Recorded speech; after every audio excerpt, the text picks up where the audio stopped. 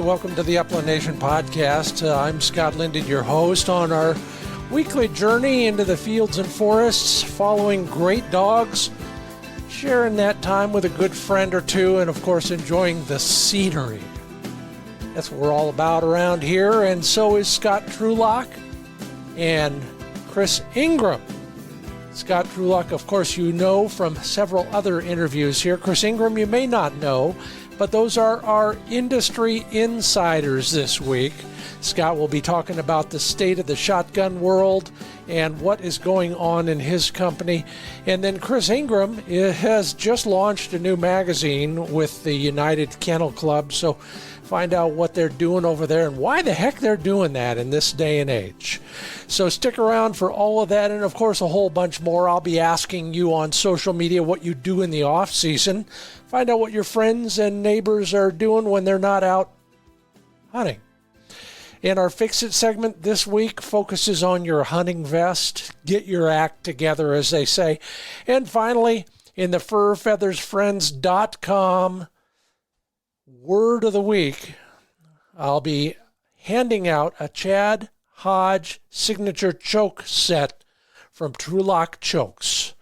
It's all coming up on the Upland Nation podcast, made possible by Pointer Shotguns, Mid-Valley Clays and Shooting School, Trulock Choke Tubes, MidwayUSA.com, and Purina Pro Plan Sport Dog Food.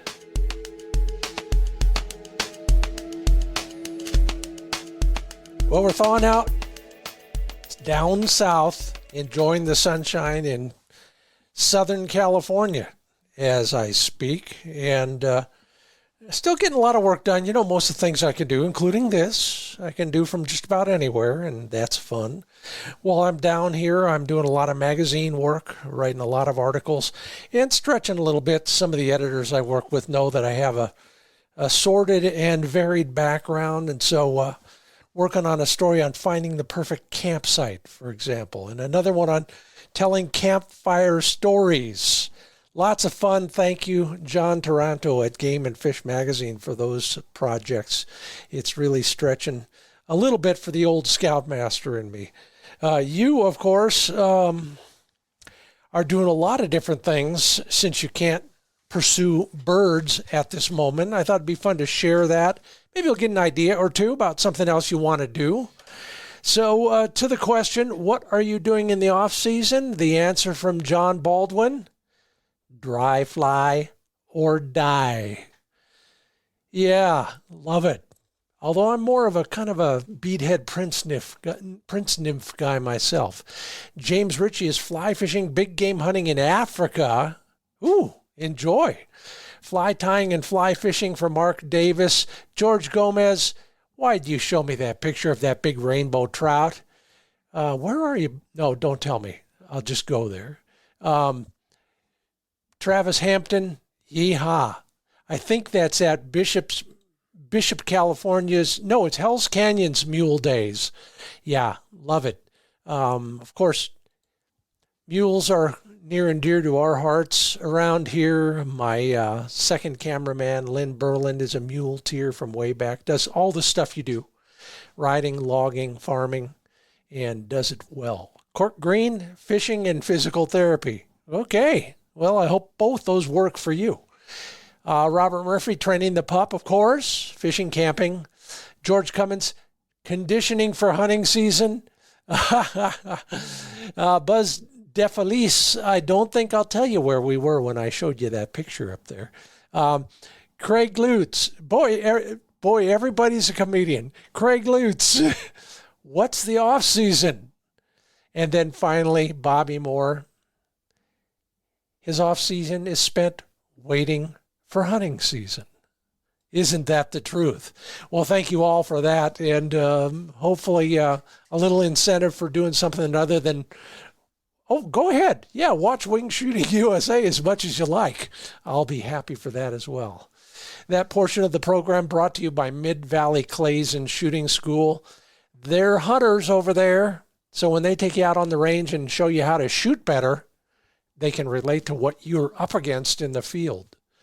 They are also full of information on their 20, 28, and 410 shotguns. Always in stock. Call them Subgauge Central. Call Dave Fiedler at midvalleyclays.com and talk to him about your next shotgun. The phone number is right there at midvalleyclays.com. And Flick is doing great. I've talked about it before. I'm cutting back a little on the amount of Pro Plan Sport dog food I'm giving him this time of year. He's not getting near the miles that he does during the season. That's how I am keeping him slim and trim. And it's working. You know, everybody who looks at that dog says that's a good-looking wire hair, and I can't argue that at all. His conformation is great to begin with. Thank you, breeder Jeff Funky. But also, it's all about nutrition. Pro Plan Sport is nutrient dense with that 30% protein, 20% fat formula. Just perfect for a hard-working bird dog. ProPlansport.com.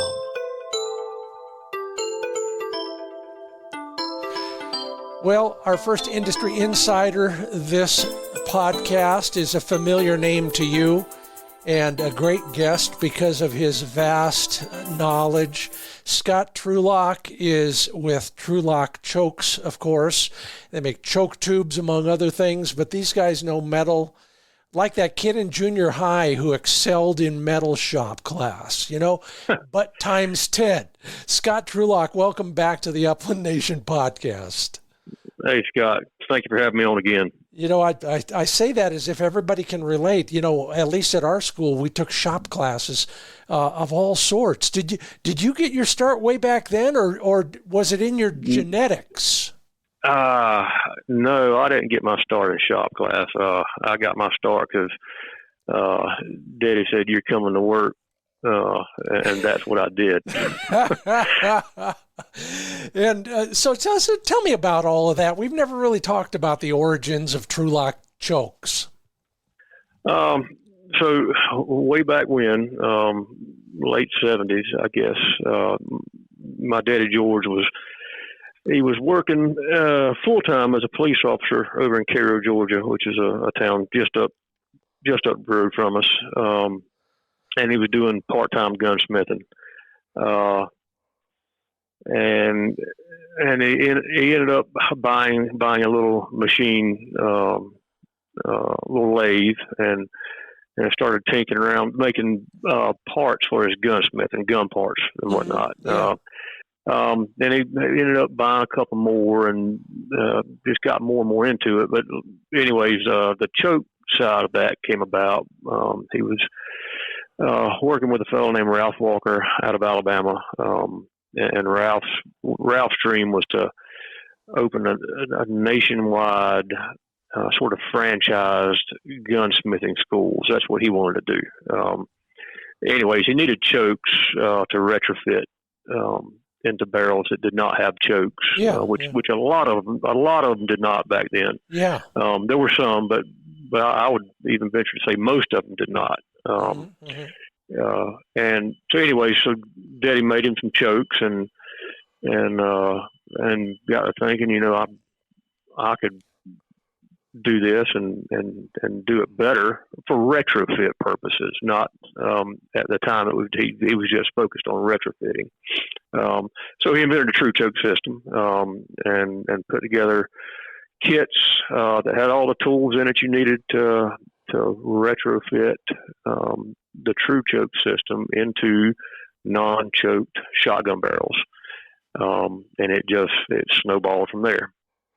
You know, back then, you're right. You know, and I still have a few of those. I don't use them anymore, but there was nothing really to help people who wanted to go beyond what I bet. And you can check me on this.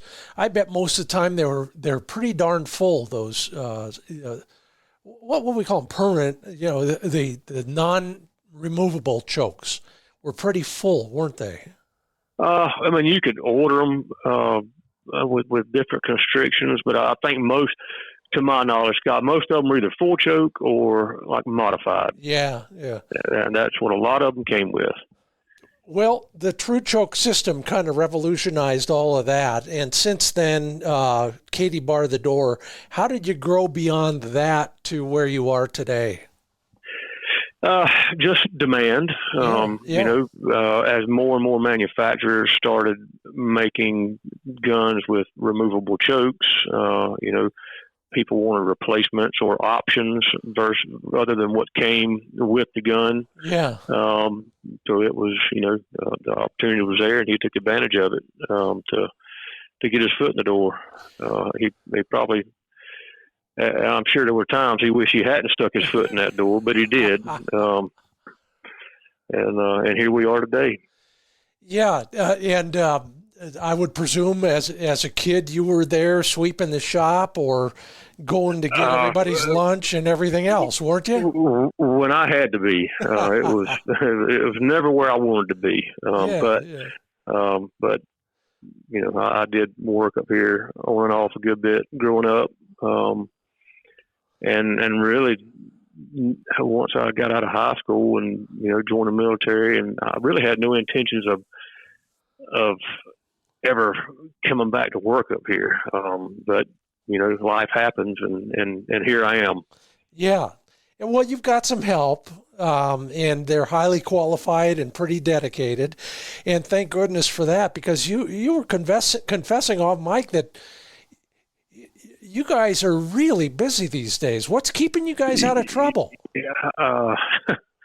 It's a little bit of everything, Scott. It's just we got this summer of 24 was a little slow, but once hunting season really kicked off, we have just been going, and generally you see a drop off after the first of the year.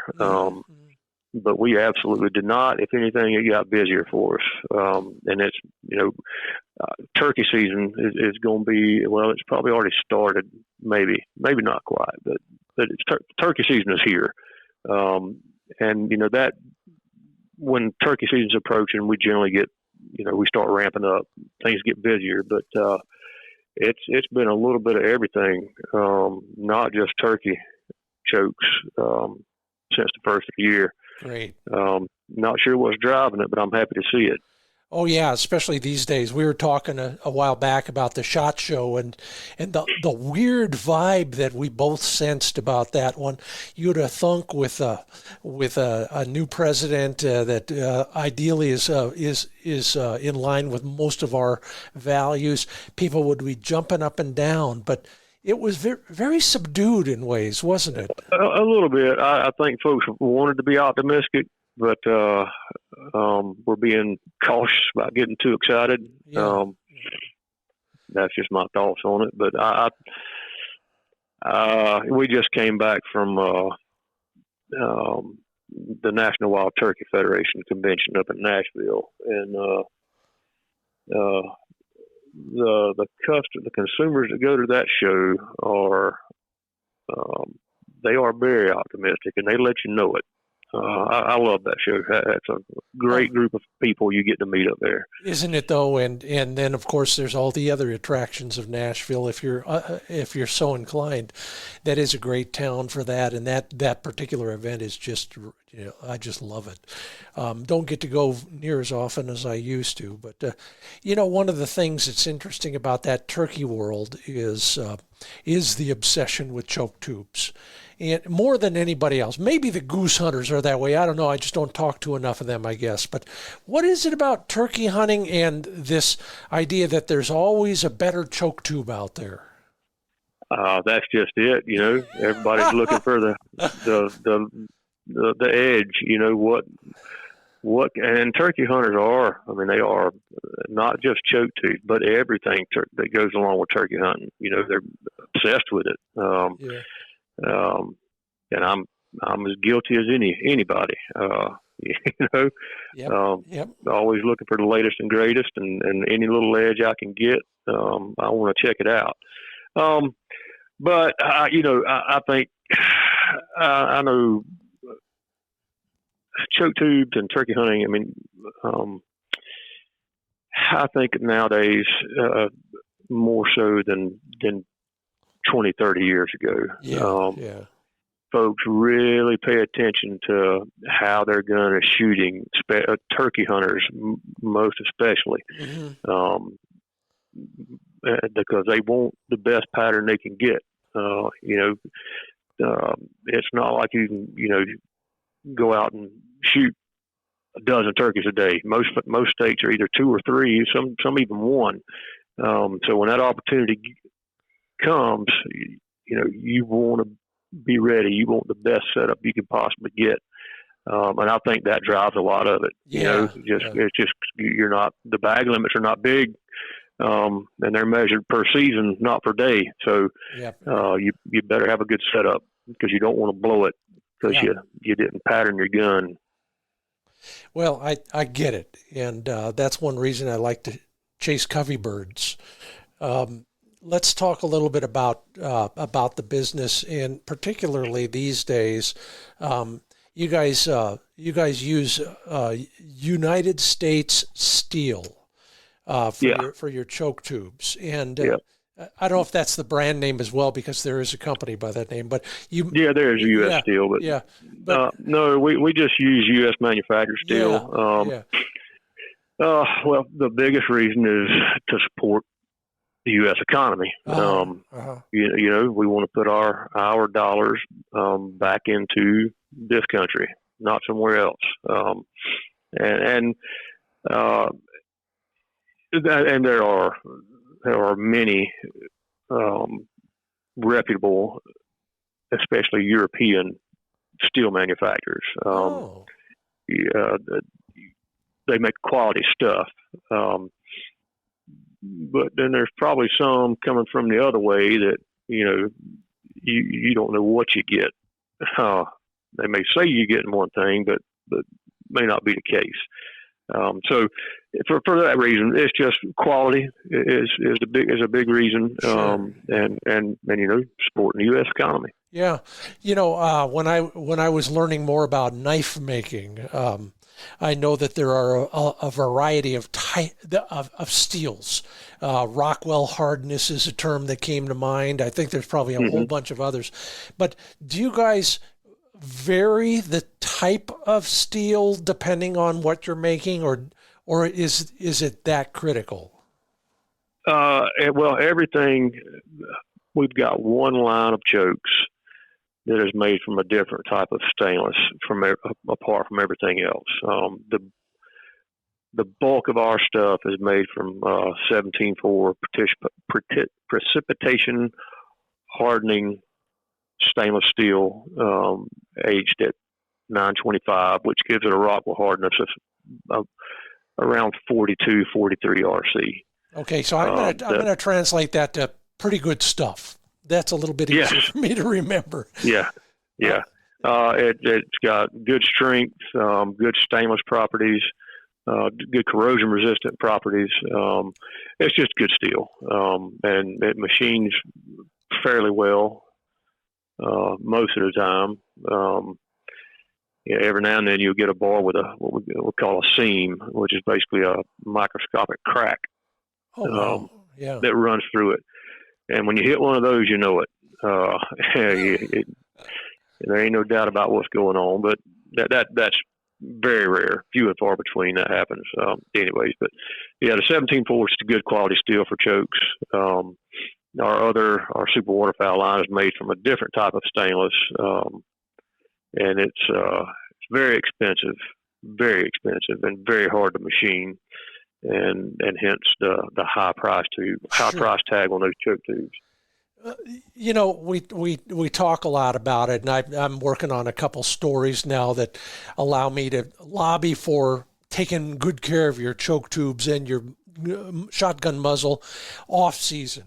Some people are having trouble, of course, with the idea of having to pull their choke tubes out. Maybe they've been in there a little bit too long or something like that. But do you have a recommended maintenance suggestion for us? I mean, if we're hunting 50 days a year or 20 days a year, should we be taking those tubes out and doing anything to them, every 2 or 3 weeks? I would. I mean, ideally, you do it every time you get in from the field. Okay. All right. Pull it out and wipe it down if you pull the trigger or not, because moisture can still get in there. I'm sure you've taken a rifle out of the house on a warm house on a cold morning, and it immediately fogs over with you, and the steel gets condensation all over it. Well, the same thing happens inside a barrel with the choke. So moisture can still get in there, whether it's raining or not. It's just good practice to pull it out whenever you get done for the day, and wipe it down, light coat of oil, stick it back in. That way, you catch a potential problem before it becomes a big problem. If you've been out shooting and your choke starts to swell on you, if you don't catch it, it's going to continue to swell and eventually lock up in your barrel. Then you've got a major issue. Yeah. I've always, I'm just a music major, so I can ask all the dumb questions.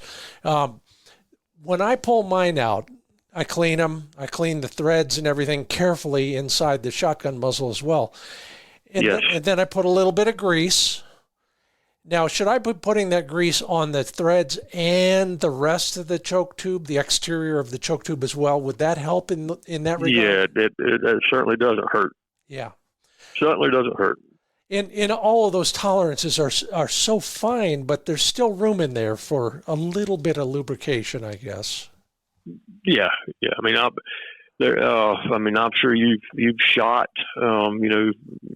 been out in the field and just wore it out that day, and you come home and you clean your gun and you pull the choke tube out and there's filthy on the outside. So obviously stuff can get in there, and if you don't get all that clean, so there's room in there for grease. So that's nothing to worry about. Light coat, clean it, light coat of oil or high quality gun oil or grease, and clean the barrel, counterbore and threads, and stick it back in and ready for the next day. Take a moment here, because I know, speaking of turkey hunters, but now I shot a lot of TSS, tungsten super shot, I think is what it stands for. When I was in California this past season. Well, tell us again, guys who know more than me about metal, what is tungsten super shot? It's a mix of, it's tungsten, and I think it's got some iron in it. Maybe it's not much, but it's the TSS is 18 grains per cc. It's very heavy, very dense, very hard. Yeah. And it patterns like nothing else.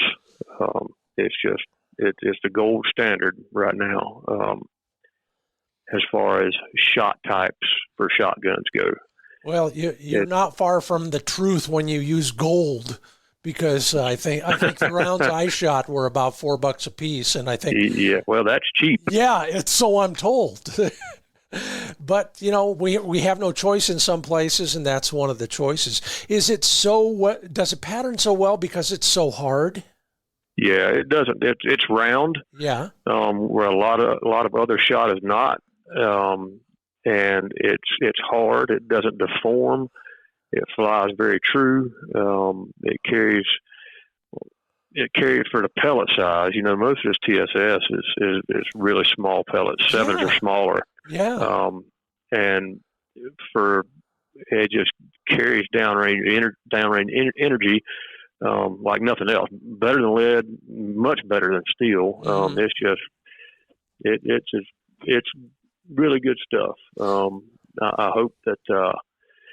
I was talking with an ammo manufacturer yesterday, and we have been hearing rumblings about it. But they made, all that stuff comes from China. Oh. And they may be cutting off the supply here very shortly. So I don't know what that's going to do. I know what it's going to do to the price of TSS ammo, but if they cut it off and don't open it back up, eventually we're going to run out. Wow. Well, that's good to know. Hey, everybody, you heard it here first. Stock up while you can and heed the words of Scott Trulock. TrulockChokes.com is where you learn more about what they're doing over there. I don't care how busy you guys are, Scott. You always pick up the phone when we need help. So keep up the good work. Thank you so much. And I'm glad you could make it back to the Upland Nation podcast. I appreciate it, Scott. Take care now. You too.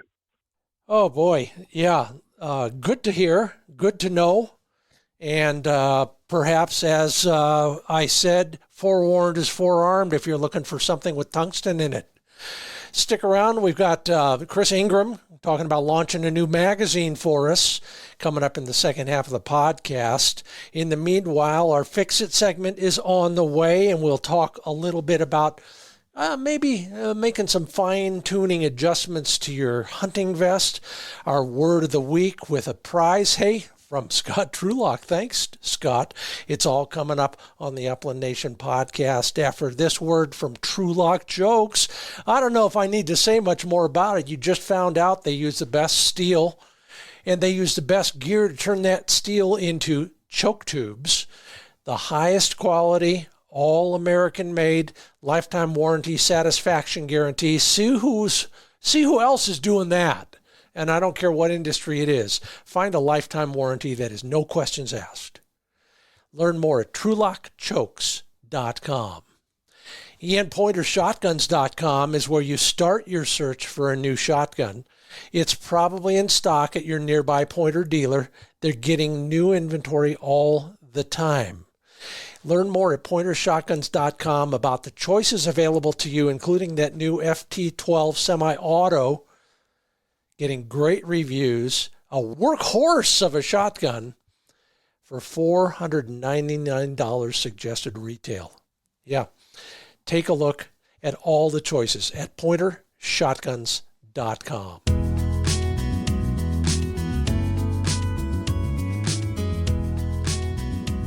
Well, it's always good to have him back in one way, shape, or form, and sure appreciate the work. By the way, Chris Ingram, welcome to the Upland Nation podcast. Hey, Scott, thanks so much. And if you haven't noticed yet, Chris is now editor at American Field Sportsman's Journal, affiliated with United Kennel Club. And I'm sending a piece every once in a while over there.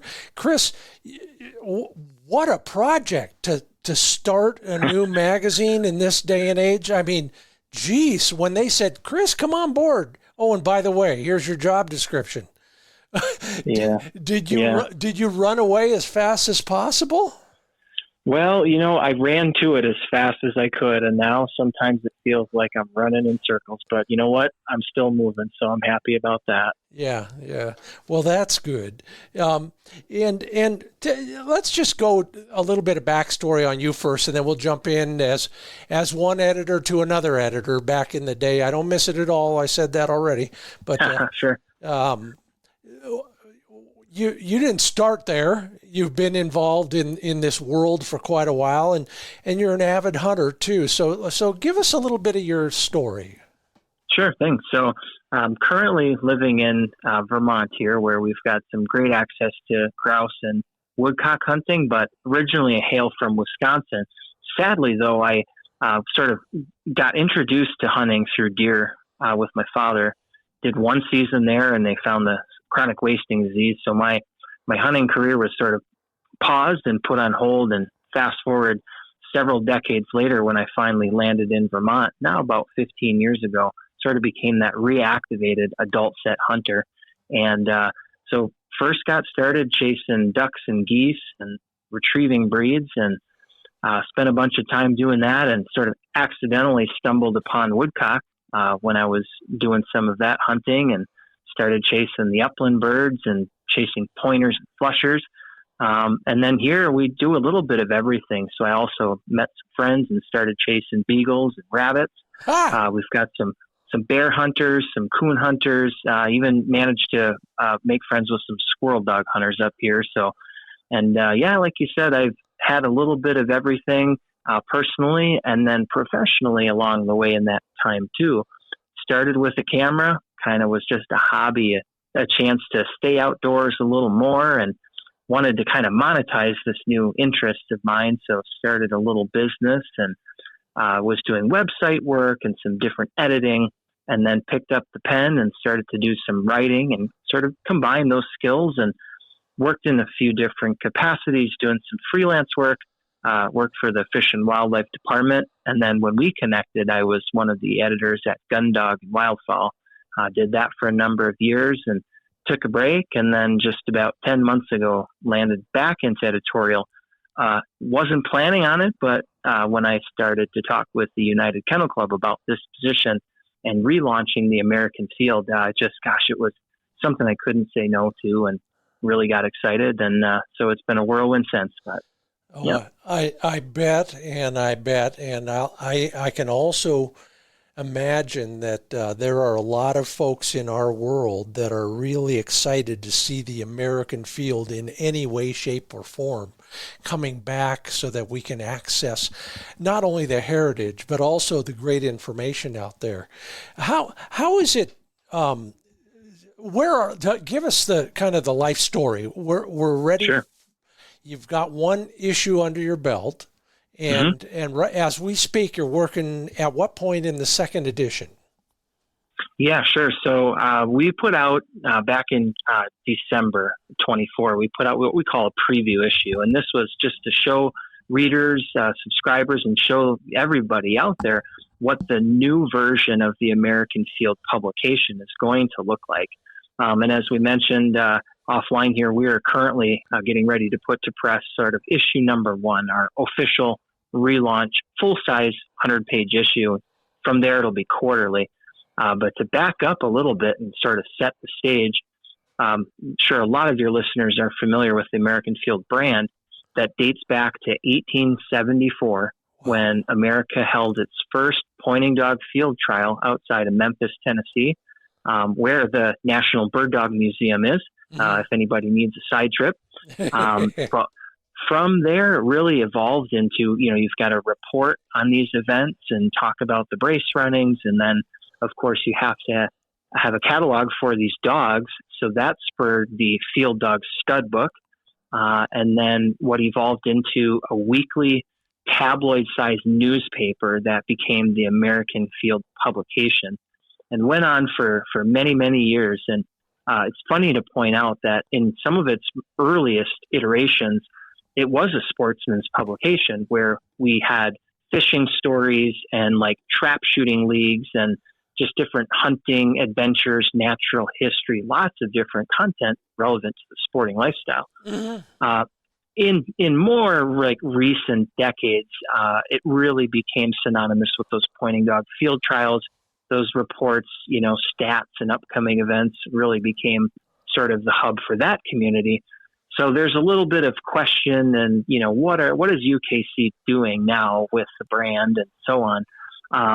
A lot of information to discuss here. So for those folks that are familiar with the pointing dog trial system, we've integrated that into our hunting operations. It sits alongside our coonhound events and beagles and hunting retriever club, et cetera.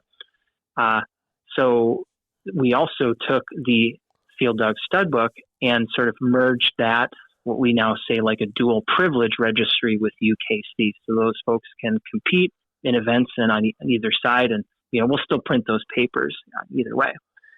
So all in all, what was left over was this legacy title that we've relaunched as, again, this quarterly editorially focused publication. I dare say magazine, because I've got journal in my title. So with that, it's very much more like narrative story. We've got art, we've got humor from folks like yourself, really showcasing this as a literary assemblage of works, not only for bird dogs, but now we're including the hounds, the beagles, the retrievers, other obscure types of hunting and working dogs, and really focused on just that bond that we have with our dogs. Yeah. Well, it's a big tent, and you guys are still putting the poles up, I guess. And I love the idea of a hound guy reading my story, and then a pointer guy reading something about coon dogs, and That idea, I think, is going to work way better than anybody conceived it to work, because I think most of us, if we had to confess, we just love to watch the dogs, and I don't care what they're doing. I just want to watch them. That's right. Yeah. And, again, it's going to be a little different. There's a lot of really great publications. We mentioned a few that are focused on specific types of dogs or specific type of hunting. So we want to try to find our position in the marketplace and have that relevancy for that reader. So again, it's not going to be in-depth training or, any one particular, but that universal thread that we share with our love for our dogs and being out in the field, I think that'll really shine through. And, quite honestly, let's help each other out here. Some of our friends that run hounds are under the microscope in the political climate nowadays. And, we might just otherwise learn of a new way to spend time with our dogs, or just hopefully be entertained along the way nonetheless. Well, more power to you. And it's easy for me to say that. I've been in your shoes, walked a few thousand miles. What are some of the bigger challenges you found in basically starting from scratch and creating a brand new publication? Yeah, one of the hardest things is we're sitting right now wanting to print 4 times a year at 100 pages. And so I have to unfortunately say no to contributors and no to pitches just because I've only got so much room. And when we're trying to cover all of these different, user groups, every single issue, I have to dedicate pages and set these aside. I'll say too, Scott, that it's not just the hunting dog. We're continuing to usher in that sporting lifestyle line. So I've got departments on guns and shooting, conservation, wild game cooking, hunting dog health.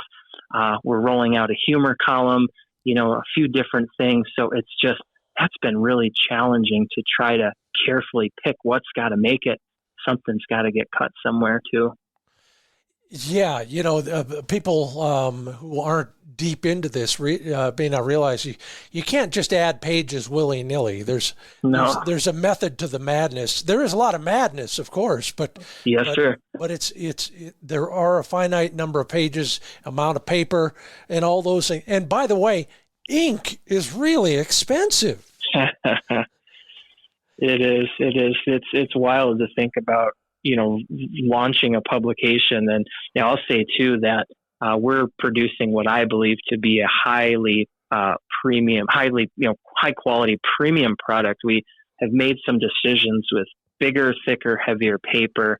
Some of the internal things that, you're not going to want to throw this away. You're going to see a lot of value in it. We hope it's a legacy product that's shelvable, kind of have a life of its own, take to camp and pass around. Yeah.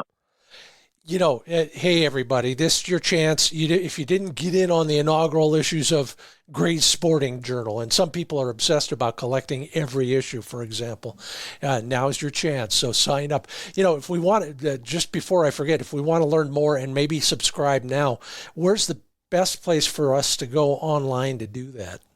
Yeah, thanks, Scott. So the best place to start, I would say, is our website, and that is journal.americanfield.com. So that's subdomain there. And when you get to there, you'll learn more about our history, our brand, our publication, everything that we're doing, what's inside those issues. And then there's a place to subscribe as well. So 4 issues a year, 100 pages each, and we know you'll like what we're doing. Tell me about an online presence for the journal. Will you have one? Yeah, for sure. So we're a little bit of a skeleton crew. And as you know, when you wear one hat, you wear many hats. So, I'm helping to sort of get into the social media, started YouTube channel. We've got the website, and we will eventually put content on there as well. But, looking at potentially a podcast, we've got an email newsletter, just all of those different ways and those different channels to communicate with our audience. We're going to start to dig into those as well. Yeah. And tease some more besides the first article everyone should read, which is by me. Yep. What else? Tell us what else we've got coming up in the first official issue. Yeah, for sure. So that spring issue, will have a lot of different materials. I've got a piece on using silencers or suppressors. That's becoming more popular and easier than ever to get into. I've got a really high level piece on sort of wild game food preparation techniques, just helping to get readers feel more comfortable with wild food and get more out of that.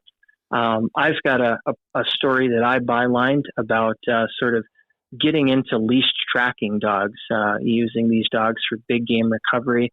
I've got a piece on littermate syndrome, which is something that folks may or may not have heard of, but really a cool kind of thought-provoking piece on, those pack animals raising litters together. Trying to think of what else. We've got sort of a field trial primer / American field history.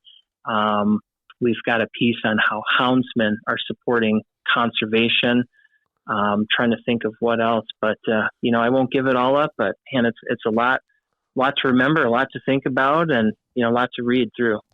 The more you mention houndsmen or leash tracking or all of that, it reminds me of the days when I first moved up here to Oregon, got involved in some political stuff that brought us all together in the same room. Not only did we have bird hunters of all stripes, but we had the houndsmen.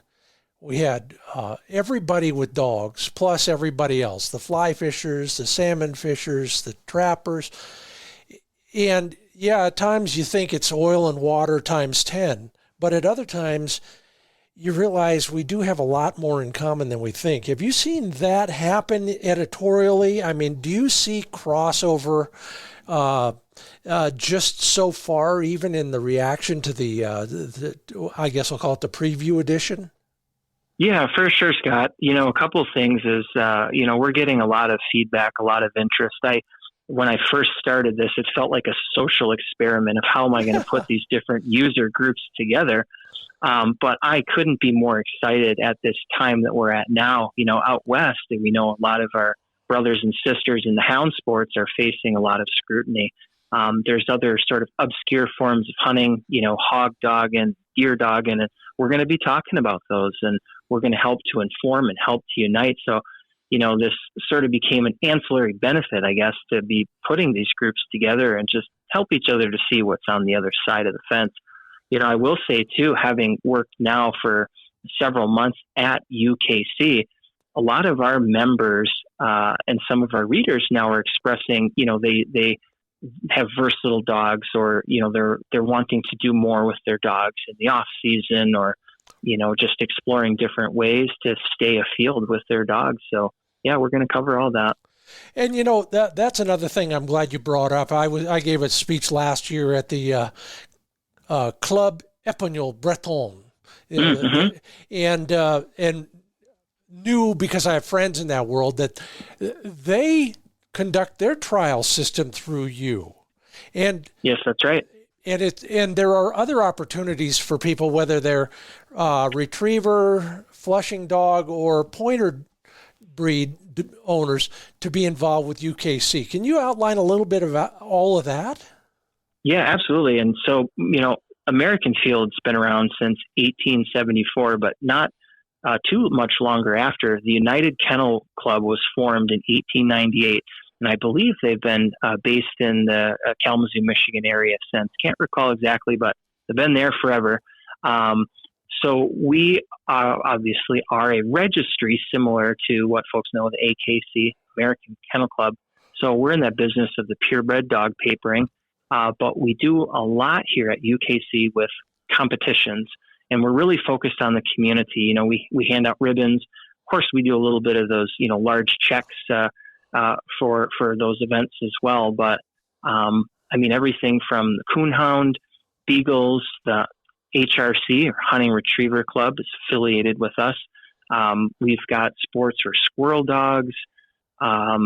And then on the non-sporting or non-hunting side, we have our all-breed sport section. So think dock jumping, nose work, weight pull, agility, and then your traditional dog shows. And the funny thing is you'll see the different dogs on either side, right? It's not a coonhound, can go jump off a dock, or I've seen, terriers do all these different sports too. So we're really about that total dog philosophy. It performs and conforms, and just do more with them. Yeah. I'm just thinking about my experience again out there in Oklahoma on that French Brittany trial. How they had a bench show. Oh wow! And, very cool. So those are all dual dogs, and you can do that in many ways, and it just sounds like a really noisy, boisterous time. a good time. Yep. Well, when do you think the first issue, official issue, will be available to you and me and everybody else? Sure thing. So we're going to be putting that to press here soon, and we're expecting it to begin mailing by late March. Okay. And, so everybody on the list will get that. And then if you missed it, we'll be selling those single copies on the website as well. And then for anybody that maybe wants to see a preview issue first, or just add issue 0 to their collection, we've got that available on the website as well. And if you go to that journal.americanfield.com website and you go through the store, the commerce section, that'll push you over to the UKC store, where you can see the American Field as well as our other publications for our sporting and those members as well. So that's how that looks. Yeah. Well, this time of year, I'm asking everybody at least one question about how their bird season went. So tell me a story about Chris Ingram's bird season. Yeah. So it's funny because I'm in Vermont in the Northeast, and some folks may or may not have heard, we actually do get wildfires on this side, although it's north of the border in Quebec. So last few years, I just feel like the woodcock have, gone up and kind of came back down. And I just had an incredible opening day this year. Resident woodcock, it felt like a flight day, just popping like popcorn. And even though the leaves were thick, I wasn't able to see and hit as many. So I was able to get a good long day out of it. So that still kind of shines in my memory as that opening day. Yeah. Wow, it's funny because maybe the second best day of my season was opening day as well. Mm-hmm. What kind of dog you running these days? Oh, well, you got me here, Scott. But I figured out that I don't have my own dogs currently, but I found out that having friends and going out, and it's like being a grandparent. I don't have to feed them, train them, travel with them, and I can just enjoy them that way. So, well, we love that. Yeah, most of us would be glad to host somebody, especially somebody like you, and show off our dogs a little bit. It's been really fun to see the different styles, and I just can't decide. Being an upland hunter, pointer or flusher, I really do enjoy springers and the labs and those retrieving breeds in the tight timber here, chasing grouse and woodcock. I really do enjoy that. So, well, that's spectacular, and I wish you the best. Having been a publisher for 5 years, I know what you're going through. It's exciting, but it's nail biting. Keep up the good work, and glad we could finally get the word out about this thing. It'll be just a few weeks from now when people can pick up their own copy, or, of course, as you heard, you can subscribe right now, journal.americanfield.com. Get in now while the getting is good. Chris Ingram, always great to talk with you. Thanks for being a part of the Upland Nation podcast. Yes, sir. Thanks so much, Scott. And the rest of you, don't go away. We still got a little bit more to talk about here, although it's hard to top that, isn't it? Yeah, I'll tell you. In this day and age, to see somebody basically sticking their neck on the chopping block and coming up with another magazine concept that I think has got some potential. Not just because they send me money, but because it's a great idea. So check it all out. The Fix It segment is coming up in just a moment. We're going to get your vest a little bit more organized, I hope. Well, maybe mine needs more than yours. After a word from MidwayUSA.com, if you're looking for obscure ammo, they're the ones to do it. If you need some clothing, footwear, this time of year, maybe you're looking at camping season, They've got a vast array. Of course, all the bird dog and bird hunting gear that you need, it's all at MidwayUSA.com. Sign up for their email or text notifications and get 10% off your next order. Customer satisfaction is their number one goal. That's why they put all my exclusive dog training videos up on my page on their website, MidwayUSA.com. And HiViz sites, there is nothing like this fiber optic light pipe system that they've developed to help you quickly and easily acquire both the target and the muzzle of your shotgun. Run them together, boom, and it's time to call out fetch. Yeah, you can swap out the colors of those light pipes. You can go from gun to gun, in most cases with simply snapping off the light pipes and putting them on to the other shotgun with it's all magnetic in most cases. Simple and easy, even for a guy like me who's not allowed to use power tools. Learn more at HiVizSites.com. Watch the video over there and see what I mean. HiViz sites.com.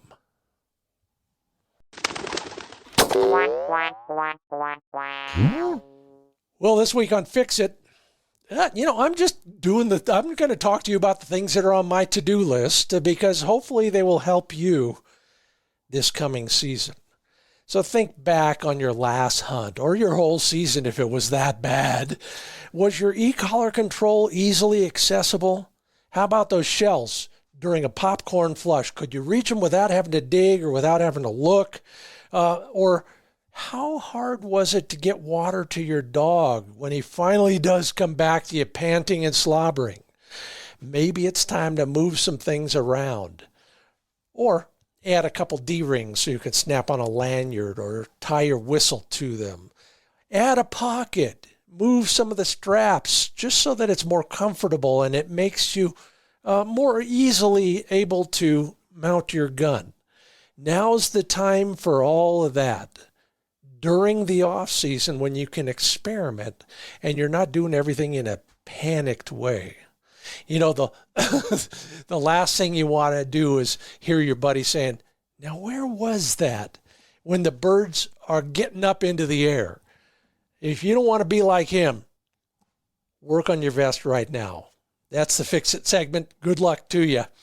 And now it's time for our furfeathersfriends.com word of the week.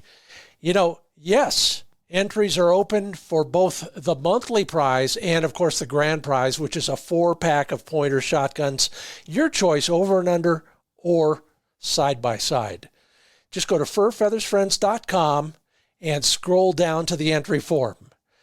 This week, the word of the week is D-O-G. I know. Simple, isn't it? Dog is the word of the week.